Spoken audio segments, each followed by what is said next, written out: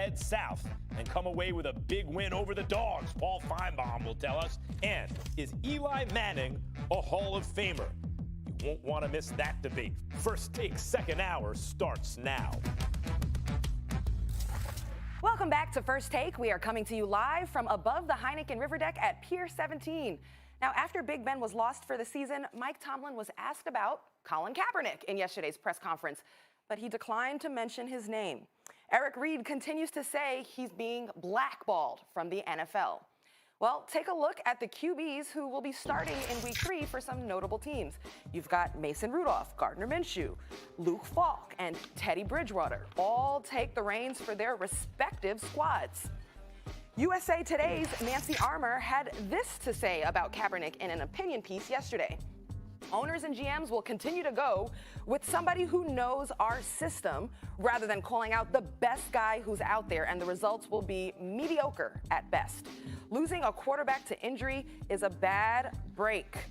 Ignoring Kaepernick is bad management, and you deserve every loss that's coming your way.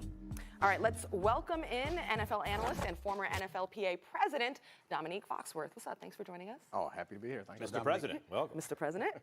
All right, so Dominique, how does Colin Kaepernick get back into the league? Yeah, I don't know that he is going to get back in the league. Honestly, I doubt that he will. And the sad part is, I understand that there's a logical argument for each team to not have him. There's a logical way to get to that point because I understand that the number one interest for these teams is not winning. We know that. The number one interest is to win, is to make money. And they believe that Colin Kaepernick will impact their ability to make money and turn off some fans. I don't believe that that's necessarily true, but even if it's true, I have a problem with no one bringing them in, with them having the fear, just being scared, frankly, without putting their face out there and getting behind what's right.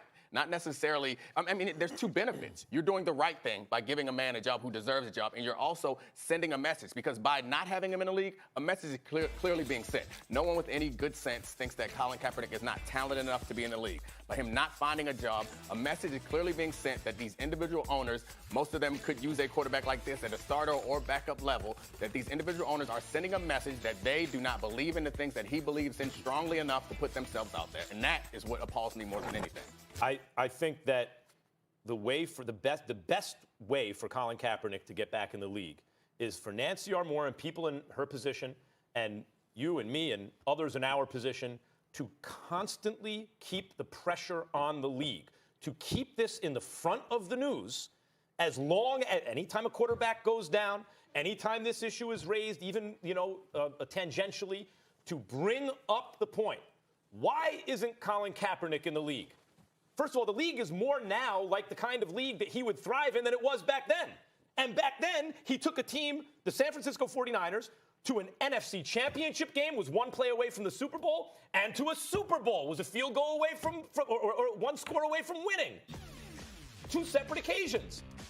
He was called by Jaws, potentially the best who ever lived, by people who really knew what they were looking at. Now, even if that was an overreaction, even if they tried to turn him into something he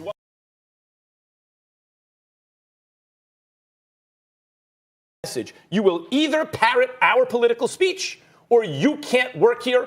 I believe that's illegal if it were tested. But that's what's happening. And the best way for him to get back is for people with of social conscience, right?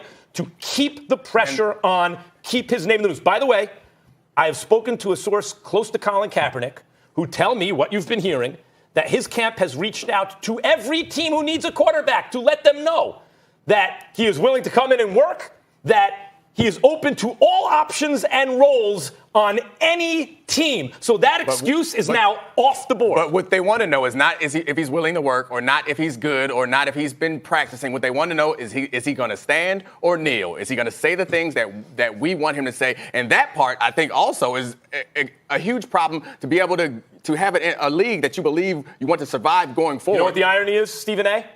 Metaphorically, they want him to kneel. They want him to stand, but only because metaphorically he'd actually be kneeling, and that's what they really want.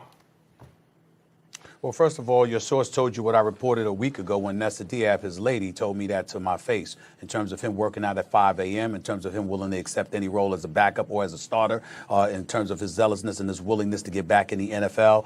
It's something that he desperately wants to do, and they wanted to make sure that everybody knows that. That's number one. Number two, I've never agreed with you in terms of how you've labeled things, Max, him not parroting their political speech. No, it's not that complicated for the owners. In the owners' eyes, he was willing to compromise their bottom line because of his own position and his own issues. I don't agree with them. I don't agree that it's that simple. I don't agree that they should be blackballing him, which they are clearly doing because of it. But it's not about parroting their political speech, because in their eyes, and I've spoken to several owners who told me this, they don't necessarily have political speech. They have an agenda about making as much money as they can with the business of football, and he was somebody that didn't care enough about that. He was willing to compromise their agendas. Again, I say they're wrong, but nevertheless, that is their position. Now, to answer the question directly, as it pertains to what could be done about it, I got news for you. There's a couple of things. Number one, I'm not trying to cast any aspersions on his agent, his lawyers, whether it's Mark Garagos or anybody else.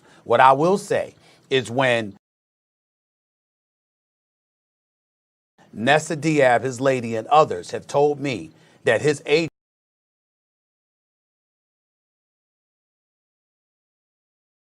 Orleans, considering the bevy of opportunities that's available to Colin Kaepernick, all right, if the NFL was fair-minded enough to do so and address it that way, I think Jay-Z's in a position to go to Roger Goodell in the National Football League and say, you know what, the media is going to go out there and they're going to say this on behalf of Colin Kaepernick.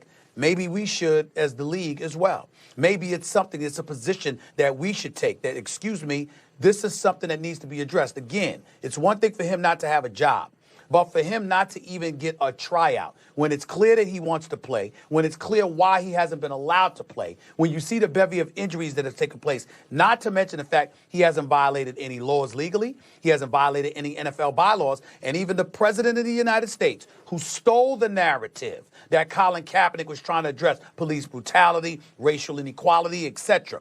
The president of the United States, who used it as political foil for his own purposes, has turned around, and even he said publicly, I wouldn't mind seeing Colin Kaepernick back into the league. So all of those things taken into consideration, to me, the NFL has no excuse more than at any other time since this whole ordeal went down to not insist publicly that Colin Kaepernick should be given a chance. The league should be able to stand up and say that, and some agent needs to be working the phone, an agent that can get their phone calls